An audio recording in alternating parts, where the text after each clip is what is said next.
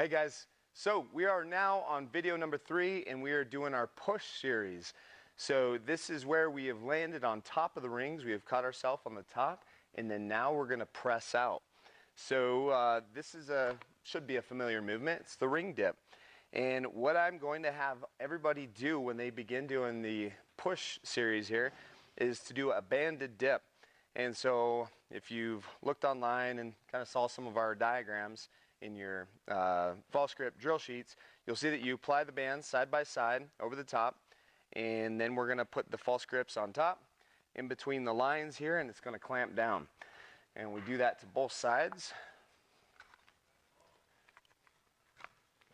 Some of these rings, depending on humidity factors and where you got your rings from, are a little bit more snug than others. So these are Rogue standard rings and a little bit snug, but so that's what we end up with.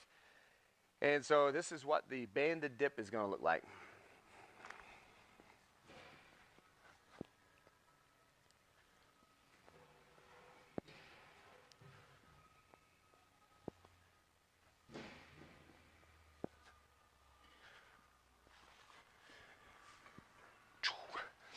So I highly recommend doing the 2 feet. The reason is because eventually we're going to be up on the rings and our feet are going to be hanging down low. Some athletes kind of prefer the little knee situation here. I'm, again, not a big fan of it because it's putting our feet back here and it's not the position we're going to eventually be in. So if at all possible, use a smaller band and go to where we put both feet in. We're nice and balanced, symmetrical, looking forward, and this whole feeling right here by having our feet below us is the same feeling we're going to have when we're on top of rings, eventually getting our first muscle up. So that's the banded dip.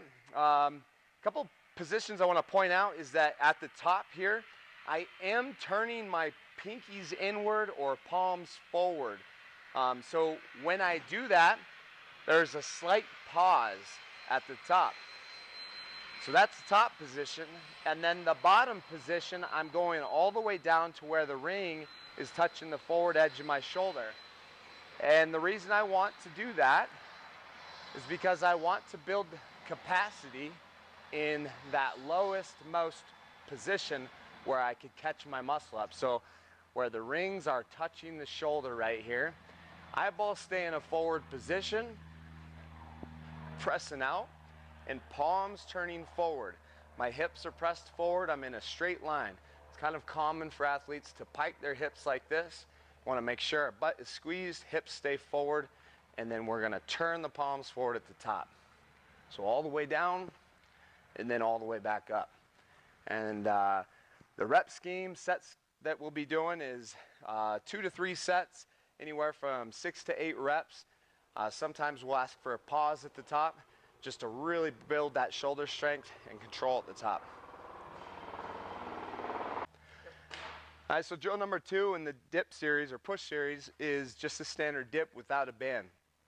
So we've taken the band off, and then we're going to do the same exact movement we did with the band, this time without.